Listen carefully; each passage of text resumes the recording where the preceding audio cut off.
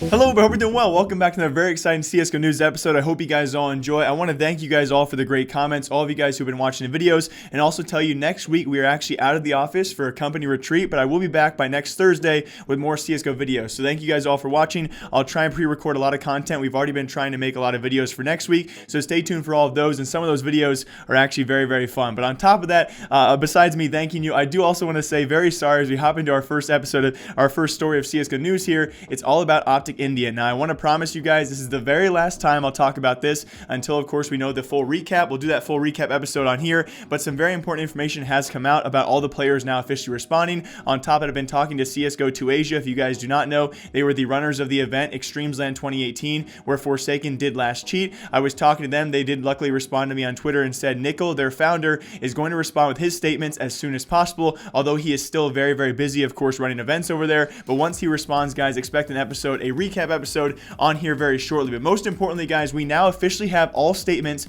from all 5 former OpTic India players, and I thought we'd just recap this very, very briefly. I'll link everything you need to know down below, but pretty much their fast responses, we'll touch on those, and what you guys can take from them. It's all subjective because currently there are so many thoughts, so many words that apparently are, some are lies and some are truth. So first off, of course, Forsaken, the cheater himself, he has come out and said he fooled everyone. No one on the team, no management, no coaches, no players knew about this. Second of all, then we also had YB. Now, several of these interviews actually came out with AFK Gaming. AFK Gaming is a sponsor and a partner of OpTic India, so controversial. I don't know exactly what that might have to do with this. It might influence some of what they said, but I'm going to take every player's word for it. I don't think any of these players had a reason to lie, and they sounded very sincere when they came out. So Forsaken said no one knew. YB, the coach slash IGL, so coach slash player, he came out and said he had suspicions. Those suspicions were actually turned away because he was told it was a faulty mouse, and he continued to play on even after giving OpTic Gaming an ultimatum. He said, kick Forsaken or I will not play with you guys, and they of course then said it was a faulty mouse. He goes on playing. Then on top of that, guys, we also had Haivaan come out yesterday. Haivaan said that he was completely fooled. He had no idea. Following that, guys, Marzil also came out and said he had no idea. So that's 4 players right there. And then very lastly, it was actually Antidote with the most interesting response so far. And again, everything will be linked down below because he actually played with Forsaken in the past on external esports. He said he actually, his team pretty much pushed him off the team because no teams in India would even scrim their team because of suspicions towards Forsaken cheating. He himself also admitted that eventually he pushed him off the team because of his suspicions. And on top of that, Antidote also made sure to note he had suspicions and said several of Forsaken's shots while with OpTic were suspicious, but he kept on playing with them. So it was very confusing. Of all the responses so far, his made probably the least sense to me, but you can also tell he is very sincere in his response and very sorry for not knowing the full truth and actually believing in Forsaken because he had put countless hours into his aim, staying up late at night, and that's why he actually believed him and went past all of his suspicions to trust this guy. So take what you want from all of this. So far, we have, of course, all 5 players, right? 3 of which seemingly had no idea, but one of those was actually the cheater himself. So now you have 1 cheater, you have 2 players saying they were fooled and had no idea, and you have 2 players, that being YB and Antidote, who had their suspicions and kept on playing no matter what. Now, I think we can all agree that OpTic management is the biggest question mark. There have been several sources out there saying OpTic management had obvious knowledge of this and continued to push past, of course, his past with cheating, and that is why, of course, maybe the other players also trusted it. You know, they thought management trusted him. Why not? They should as well. And that's it for OpTic India, guys. We'll be back here next week as well talking about that. But there was other CSGO news out there that's also pretty cool. And part of that was the short battle between ESEA and Faceit. Of course, you guys know long-term competitors over there, and of course, recently it's been Faceit kind of taking over the realm of third-party services. ESEA having a bit of a dodgy past out there. I quickly want to touch on as well. Matt just had a tweet about this, where both these sides, both ESEA and Faceit, clearly have higher daily prize pools now and always have for North America than Europe, which does seem a bit unfair. But of course, with any company, the more revenue you see from a certain region, you're going to put more money in that region. But again, he also points out it's definitely a move in the right direction, and so is this because after last night, we now have over $3,000 in daily prize pools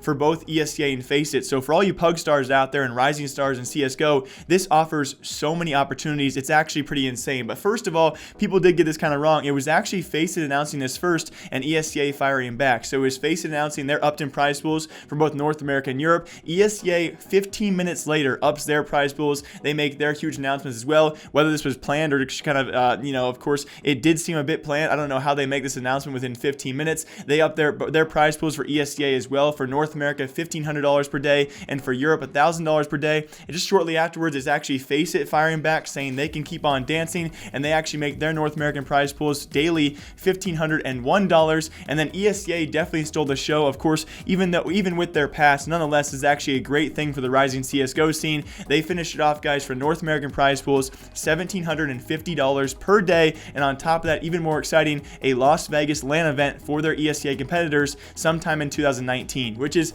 absolutely insane. This is actually great to see because a lot of us in the past, I guess you could say year and a half, have been calling for things like TI, right? A crowd-funded sourced major or an international event for CSGO, so these guys can make more money. Obviously, salaries right now are pretty high, but when it comes to tier 2 or tier 3 players out there, or pug stars, it's very hard to actually live a sustainable living when it's actually rising in CSGO, and this definitely makes that a lot more interesting. Of course, a lot of pro players are in ESEA as well as FPL, but nonetheless, guys, it's crazy to see the prize pools have now been upped and anteed, and again, it's great to see as well these two competitors going at it head to head. And speaking of Faceit with FPL, it was actually insane. I don't know if I've ever seen this before. It was in a 52 round FPL game last night, guys. S1mple dropped 74 frags. I'm sure you all saw this, and just if there was any question in anyone's mind out there for the MVP of 2018, I don't think anyone had a question, but now it's really just a fight for second and third place. Device, Cold Zero, anyone else? But S1mple is just in a league of his own. 74 frags,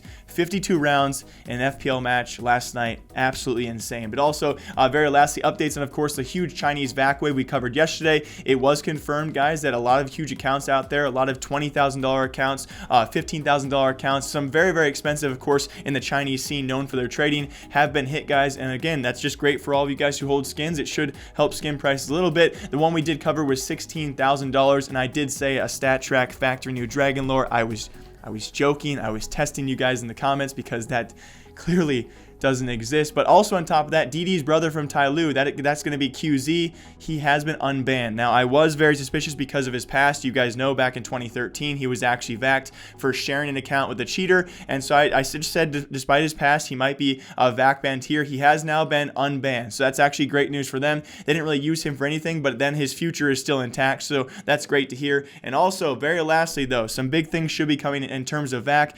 Thanks to TGC who sends this in, and all of you guys who send me information. Seriously, you guys are amazing, especially from the Indian scene. You guys have been sending me sources and sources and sources. But thanks to TGC, guys, because VAC is still doing its job, though. Although QZ was unbanned, we still have plenty of Russian players out there being banned, plenty of Chinese players being banned as well. VAC is working, and I'm sure it will continue to work in the future, so that's always good news. But also, very lastly, maybe in some bad news for you Dignitas fans out there, of course, currently holding really no CSGO male team. They have arguably the best female CSGO team, though, in the world. That's actually Dignitas, guys. They have decided to rebrand for the first time in 15 years, which is definitely controversial. I don't know what you guys think. I'll show you the logos as well. I'm going to miss my little alien buddy. Someone did tell me about this. It was many months ago where they changed their CEO, and someone said that they are likely to rebrand following that. It is now several months later, guys. That rebrand has now come through, and they go from little alien dude to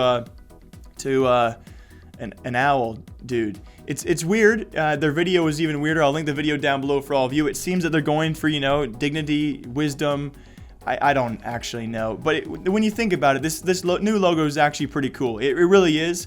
But it just, the old one is so iconic. When people talk about, of course, the owl is cooler, I definitely agree. But it's just the iconic Dignitas little alien dude, It's very simple, but it's simple in a great way. And I will always remember the Katowice hollows and foils of that little guy.